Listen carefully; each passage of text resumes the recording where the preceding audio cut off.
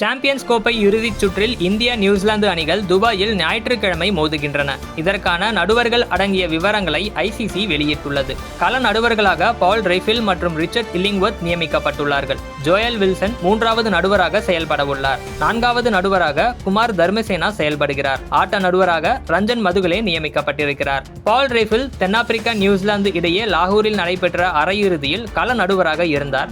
இதில் 50 ரன்கள் வித்தியாசத்தில் நியூசிலாந்து வெற்றி பெற்றது. ரிச்சர்ட் இல்லிங்வொர்த் இந்தியா ஆஸ்திரேலியா இடையிலான அரையிறுதியில் கள நடுவராக இருந்தார். இதில் இந்திய அணி 4 விக்கெட்டுகள் வித்தியாசத்தில் வெற்றி பெற்றது. ஐசிசியின் சிறந்த நடுவர் என்ற விருதை 4 முறை வென்றுள்ள ரிச்சர்ட் இல்லிங்வொர்த் 2023 உலகக்கோப்பை, 2024 T20 உலகக்கோப்பை இறுதிச் சுற்றுகளில் கள நடுவராக இருந்தார். லீக் சுற்றில் இந்தியா நியூசிலாந்து இடையிலான ஆட்டத்தின் போதும் ரிச்சர்ட் இல்லிங்வொர்த் கள நடுவராக இருந்தார். இந்தியா நியூசிலாந்து அணிகள் லீக் சுற்றில் ஏற்கனவே துபாயில் மோதின.